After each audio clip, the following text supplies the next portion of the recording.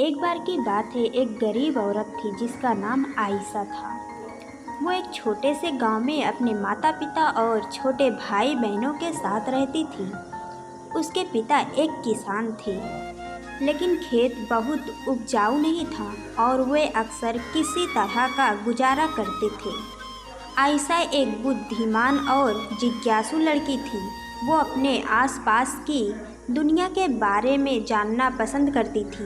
वो एक वैज्ञानिक बनने का सपना देखती थी, लेकिन वो जानती थी कि अपने परिवार की विपरीत स्थिति के कारण उसे अपना लक्ष्य हासिल करना मुश्किल होगा।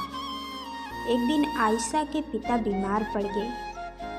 वो काम करने में असमर्थ थे और परिवार की आय और भी कम हो गई।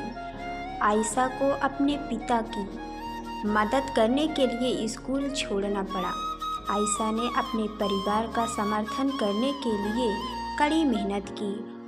उसने घरों की सफाई और खेतों में काम करने जैसे अजीब अजीब काम किए। उसने स्थानीय बाजार में सब्जियां बेचना भी शुरू किया। अपनी व्यवस्था दिनचर्या के बावजूद आयशा ने वैज्ञानिक बनने के अपने सपने को कभी नहीं छोड़ा। वो देर रात तक पढ़ाई करती थी और स्थानीय पुस्तकालय से किताबें उधार लेती थी। उसने घर पर भी अपने स्वयं के प्रयोग करना शुरू कर दिया। कई सालों की कड़ी मेहनत और दृढ़ संकल्प के बाद आयशा ने आखिरकार अपने सपने को हासिल कर लिया। वो विश्वविद्यालय में दाखिला लिया और वैज्ञानिक बन गई। उन्होंने विज्ञान के क्षेत्र में महत्वपूर्ण योगदान दिया। आयशा की कहानी हम सभी के लिए एक प्रेरणा है। ये दिखाता है कि अगर हम अपने दिमाग में रखते हैं और अपने सपने को कभी नहीं छोड़ते तो कुछ भी संभव है।